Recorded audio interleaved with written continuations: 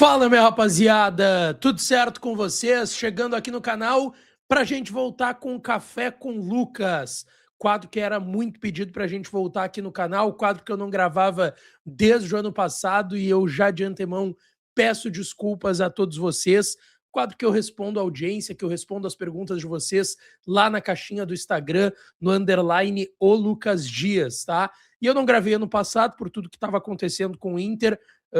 Tava aproveitando os vídeos da tarde aqui no canal nos finais de semana e para quem não lembra, né, eu gravo no dia que não tem jogo do Inter no final de semana, então se o Inter joga no domingo eu gravo no sábado para soltar no início da tarde, gravo de manhã tomando um cafezinho com vocês, trocando essa ideia e respondendo as perguntas de vocês. Se o Inter joga no sábado eu gravo no domingo, mas no final do ano passado tinha muita coisa rolando, né? O Inter tava numa briga aí para não cair, então tinham muitas informações, eu não podia atropelar as coisas e deixar de gravar alguns vídeos para vocês. Então, por conta disso, a gente tinha dado uma parada, mas agora, em 2026, vou voltar com tudo com Café com Lucas e outras novidades, lives aqui no canal. Então, estamos voltando com esse quadro aqui, respondendo a audiência. E, mais uma vez, reitero que vocês podem mandar suas perguntas lá no underline o Lucas Dias. Se tu botar o Lucas Dias no Instagram, já aparece, me segue lá no Instagram, e aí eu boto sempre na quinta ou na sexta a caixinha de perguntas para responder vocês, tá? Já vou pedir para tu deixar o teu like aqui no vídeo, te inscrever no canal e ativar o sininho das notificações também, tá, gente? Bom, vamos lá, começando a responder as perguntas de vocês lá na caixinha do Instagram. Eu separei aqui em ordem, tá? Deixei atrelada a assuntos, tem muita pergunta sobre o Grenal de amanhã, então eu vou começar por elas, tá? A primeira pergunta é do Marcos Ling, sobre quem chega melhor pro Grenal de amanhã. Gente, eu quero pontuar aqui uma coisa que é importante. Sempre num clássico Grenal tem alguém que chega melhor. Por vezes com uma diferença pequena pro adversário, por vezes com uma diferença grande. A gente viu nos últimos anos a nossa famosa gangorra. Às vezes o Inter chegava muito melhor do que o Grêmio, às vezes o Grêmio chegava muito melhor do que o Inter, e isso acontece. Isso não significa que quem está melhor, quem é favorito pro Grenal, vai ganhar, tá? A gente sabe que no Grenal não é assim que a banda toca. Só que eu tô vendo uma diferença sendo pintada que eu confesso que eu não estou vendo essa diferença, tá? Eu acho que o Grêmio está um pouco melhor do que o Inter, mas não acho que é essa diferença toda que está sendo pintada aqui na nossa aldeia, como a gente brinca, como a gente chama, tá? Eu não tô vendo essa diferença toda. De verdade, não tô vendo. Eu acho que a diferença tá muito mais em relação ao que o Grêmio fez de movimentos de contratações, porque o Inter tem uma outra realidade em relação ao Grêmio, principalmente do ponto de vista financeiro. E isso não quer dizer que o Grêmio é um novo rico na praça, porque eu não vejo dessa forma, e o Grêmio já deixou isso muito claro também lá no seu ambiente, no seu bastidor. Mas eu acho que o Grêmio tá com um time um pouco mais azeitado, talvez, do que o Internacional. Mas eu não acho que tem uma diferença tão gritante como tem de muita gente colocando, tá? Eu acho que o Grêmio chega um pouco melhor. Um pouco melhor. E esse início de campeonato gaúcho, cara, os dois têm a mesma pontuação, perderam um jogo de 4 e ganharam 3. Então, assim, eu realmente não tô vendo essa diferença que tem muita gente colocando. Eu acho que tem uma diferença pequena, tá? Um favoritismo pequeno pro outro lado. Mas não vejo da forma que está sendo colocado aí, tá? Então, assim, não acho que chega muito melhor não para o clássico, acho que está bem aberto o jogo de amanhã.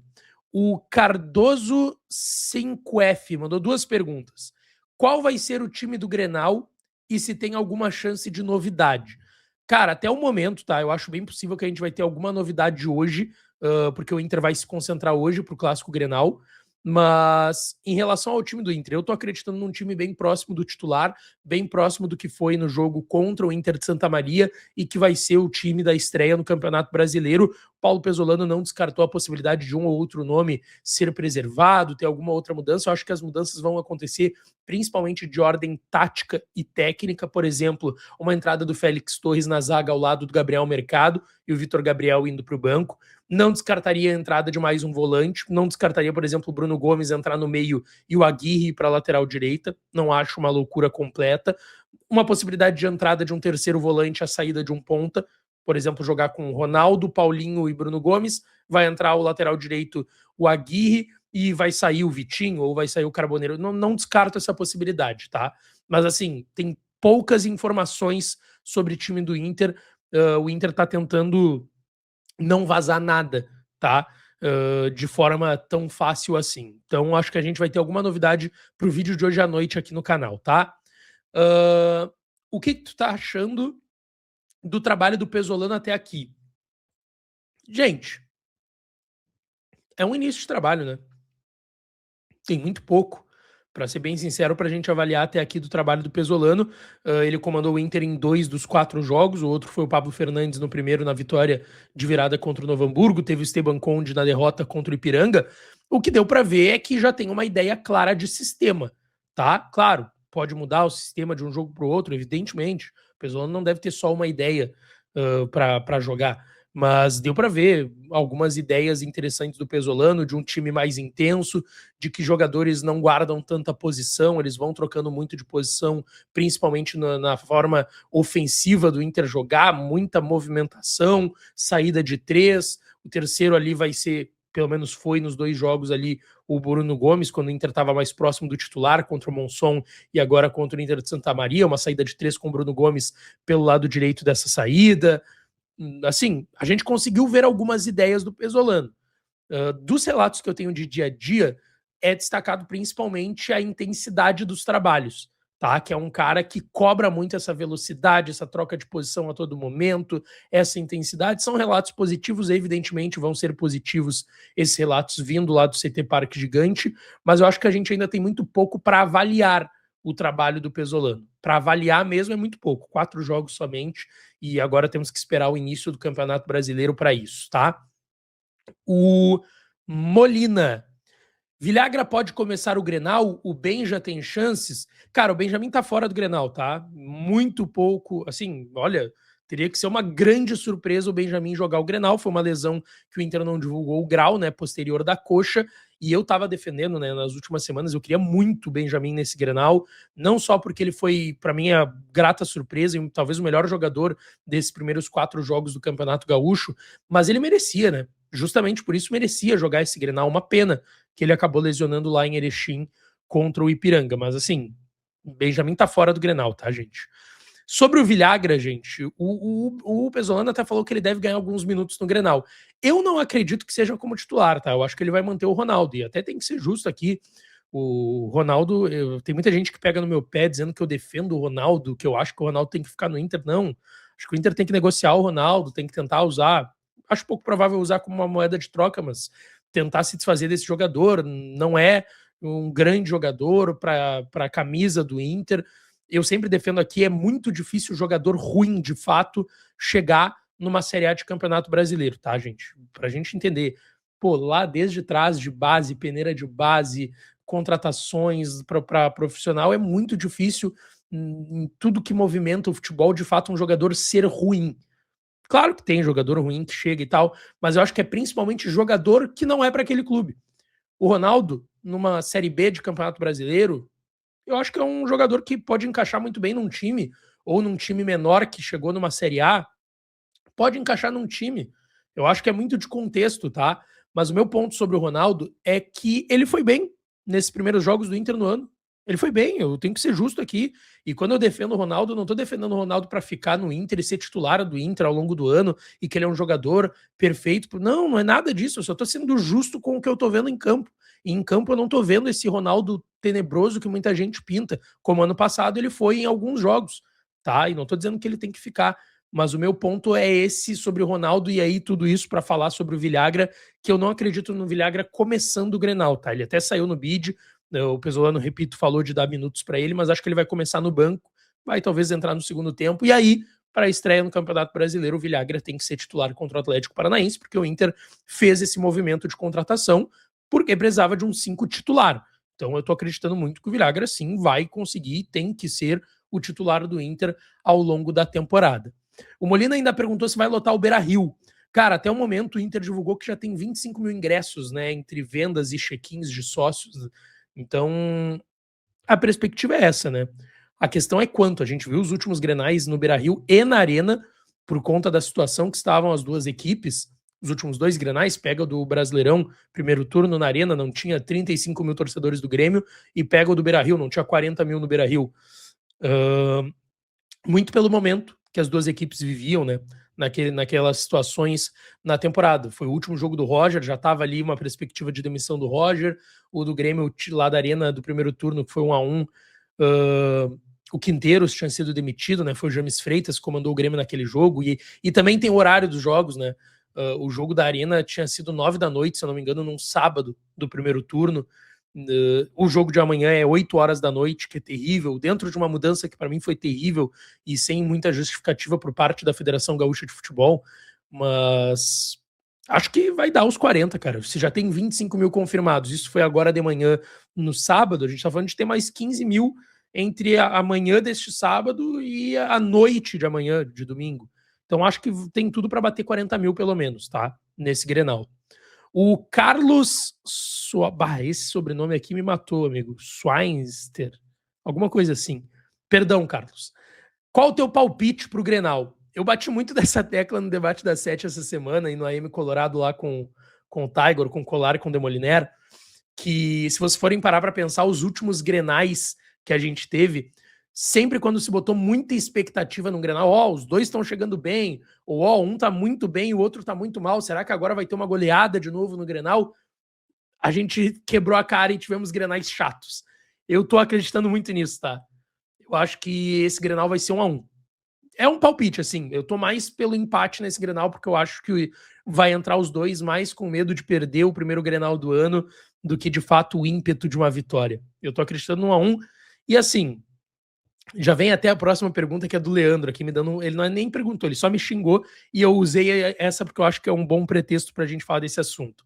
Para de falar que o Grenal não vale nada. Cara, para quem me acompanhou nas últimas semanas, aqui no canal, lá na Baldaço TV, apresentando o jogo, a jornada, no AM Colorado, no Debate Raiz, Debate da 7, sabe que eu tenho uma opinião bem particular sobre este Grenal em específico e eu quero aqui falar disso com vocês, tá? Tentar não tomar muito tempo sobre esse assunto. Quando eu falo que eu não acho que esse Grenal vale tanto, eu não tô falando sobre a rivalidade, eu não tô falando sobre a história mais do que centenária da dupla Grenal, eu não tô falando que o Inter tem que entrar para perder esse Grenal, eu não tô falando que o Inter tem que entrar de sangue duro, nada disso, eu não falei nada disso. A única coisa que eu disse é que dos Grenais que teremos nesta temporada, esse Grenal agora é o que menos vale no sentido prático da coisa. Se o Inter pegar o Grêmio numa semifinal de Gauchão ou numa final de Gauchão, serão 2 jogos ida e volta, só as quartas que é jogo de ida, né, do Gauchão, da fase de mata-mata, a gente já tá falando de 2 Grenais que valem mais do que esse, porque são Grenais de fase decisiva de semifinais ou final de Campeonato Gaúcho, então já vão valer mais do que esse Grenal de amanhã. O Grenal do primeiro turno e do segundo turno do Brasileirão, eles valem 3 pontos, esse também vale 3 pontos, mas vale 3 pontos num contexto de que Grêmio e Inter já estão classificados para as quartas de final do Campeonato Gaúcho e muito possivelmente serão os primeiros colocados dos seus grupos, o Inter no A e o Grêmio no grupo B. Então os 2 Grenais do Brasileiro valem mais, ainda mais porque a gente está falando de um Campeonato Brasileiro. Então, cara, eu tô falando uma coisa lógica na minha visão, tá? E respeito se vocês não concordam, isso é muito importante que eu sempre prego aqui, gente. Respeito, é só uma opinião. Se tu tiver uma opinião diferente e eu discordar, porventura, ou concordar, eu vou tratar ela com respeito e tá tudo certo, é uma opinião. A minha opinião é que esse Grenal é o que menos vale no ano. E falar que menos vale, não tô dizendo que o Inter, não tô defendendo que o Inter não tem que jogar, que o Inter tem que jogar de sangue doce, que o Inter tem que botar o time todo reserva. Eu nunca falei isso. Eu botaria o time ou titular ou mais próximo do titular, pensando no brasileiro, para trabalhar, para usar como preparação. Gauchão é laboratório, gente.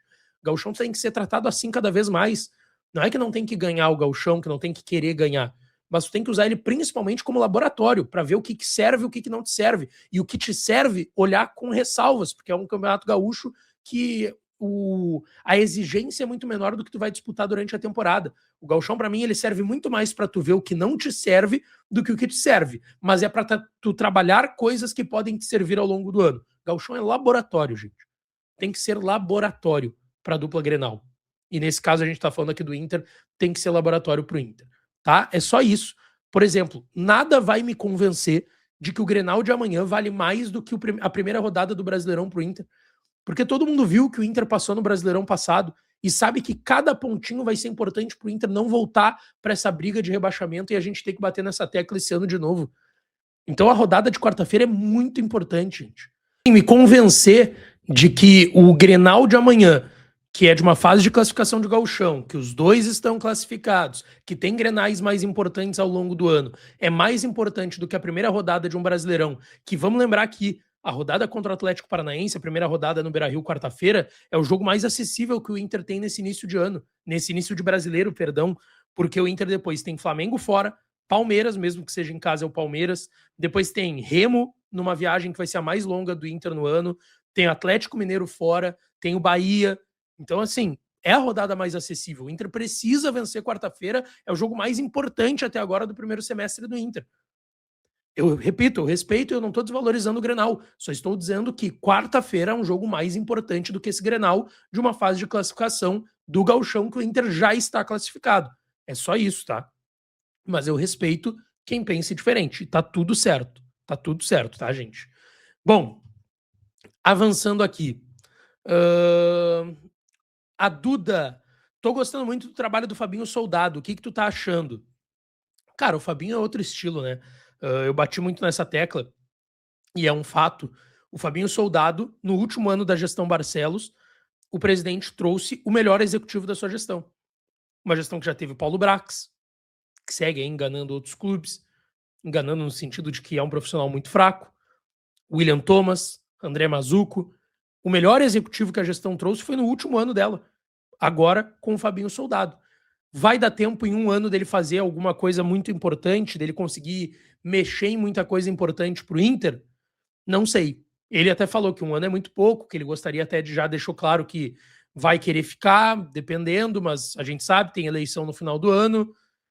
Então, assim, cara, eu torço muito para que o Fabinho fique para o ano que vem. O início de trabalho dele eu concordo que é bom, tá? E aí tu vai me dizer, ah, mas o Inter contratou fulano, o Inter contratou ciclano, o Inter tá contratando o Derek Lacerda. Gente, a realidade do Inter, se fosse outro executivo, talvez também fosse no Derek Lacerda ou no nome até pior.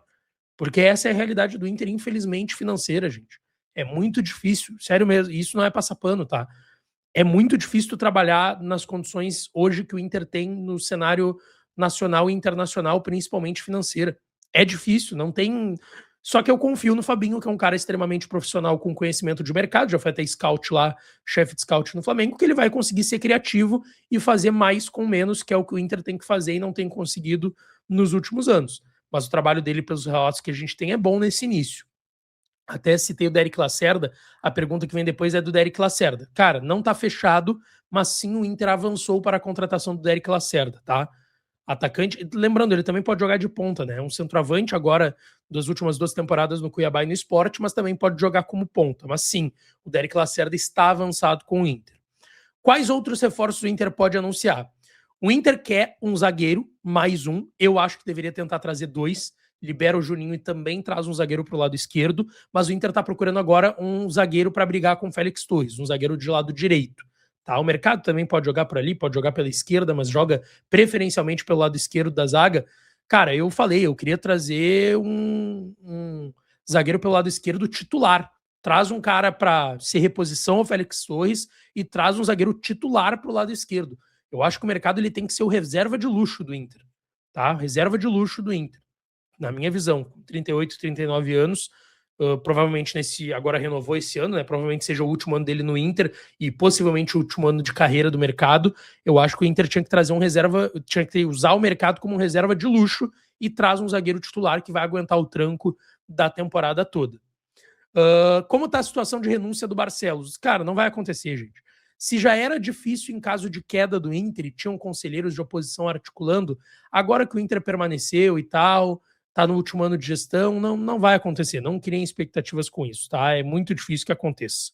Renúncia e impeachment, não vai acontecer. Tem que ter algo ilícito na gestão, a gente sabe que isso não tem, a gente está falando de incompetência dos últimos anos. Agora, renúncia ou impeachment, não levem muita fé, porque assim, é praticamente impossível acontecer. Sobre SAF, tem 2 perguntas aqui de SAF, do Marcos Carvalho, acho que tá abreviado o sobrenome, é sobre SAF, e o Inter tá no estudo, gente. A empresa lá, Álvares e Marçal, que é a consultoria que está fazendo análise do clube para entregar uma sugestão, seja de SAF ou de outro modelo, seja seguindo no associativo ou outra forma, vai entregar um parecer, e não é, o Inter não tem que cumprir o parecer que eles vão entregar, tá? Eles vão entregar um parecer, vai ser feita uma análise interna, e a gente sabe que para virar SAF tem que ter questão de conselho, votação, passar por associado. Não é uma situação simples, tá? Eu confesso que eu não acredito muito nessa possibilidade de SAF no Inter, e sei que a gestão do presidente Barcelos não tem essa ideia, tá? Não vê isso como algo necessário no momento. Eu acho que o Inter vai seguir no modelo associativo e tentando buscar formas de conseguir novos recursos. O Borré vai sair, cara, a gente trouxe no vídeo de ontem à noite, né, sobre o Borré, o interesse do Cruz Azul, que o Borja estava treinando lá, acabou não assinando, vai para os Emirados Árabes muito possivelmente, e eles sondaram a situação do Borré. Eu acho pouco provável, tá, gente, para ser sincero, porque se eles fizerem uma proposta, eles vão ter que fazer uma proposta muito vantajosa para o Inter. O Inter fechou a contratação do Borré por 6 milhões e 200 mil euros, bem parceladinho, né, parcelas semestrais, aquela coisa toda, e com gatilhos pode chegar a 7 milhões de euros. Eu não sei se o Cruz Azul paga isso pelo Borré. E aí, se eles pagarem bem menos que isso, o Inter provavelmente não vai fazer esse negócio. Mas tem interesse do Cruz Azul. Pelo que o Inter pode brigar este ano? Cara, eu acho que o Inter tem que primeiro se manter na Série A, tá? Acho que a briga do Inter com o time, com o elenco que tem que ser melhor do que isso. Eu repito aqui o que eu bati na tecla ao longo do final do ano passado, do segundo semestre. O Inter não tinha grupo para viver o que viveu. O Inter tinha grupo para fazer mais no Campeonato Brasileiro. Não acho que muito mais. Acho que é um grupo, um elenco e um time para meio de tabela, mas não para brigar para não cair. Tinham times piores que não brigaram para não cair. Então, acho que o Inter tem que primeiro concentrar seus esforços para não passar o que passou no passado. E aí, se der para brigar ali para um G8, G9, que eu já acharia muito até, mas se der para garantir uma Sul-Americana, um meio de tabela, eu acho que já é muito bom. E aí, confiar. O Inter está confiando muito no trabalho do Pesolano, porque se tu for ver, o grupo é o mesmo, com o acréscimo de alguns jogadores e saídas que não impactaram tanto no time em relação ao que foi o ano passado, né? Então, acho que o Inter, daí na Copa do Brasil é mata-mata, e aí eu sempre bato nessa ideia de que, cara, mata-mata, tu não precisa ter o melhor elenco, não precisa ser o melhor time, tu tem que ser o melhor time naquele dia. Tu tem que ser melhor que o teu adversário naquele dia, tá? Porque é mata-mata, gente. Mata-mata, numa noite que tu tá melhor. Vamos lá, tu pega o Flamengo, que é o melhor time do país, melhor time da América, um dos melhores do mundo. Cara, se naquela noite der tudo errado pro Flamengo e tudo certo pra ti, com um orçamento mais baixo, com um time pior, com um elenco pior, tu pode eliminar um Flamengo.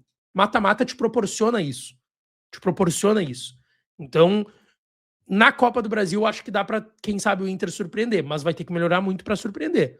Porque para tu fazer isso que eu falei de surpreender o melhor time, de uma noite tu tá melhor do que o teu adversário, tu tem que ter ferramentas para isso.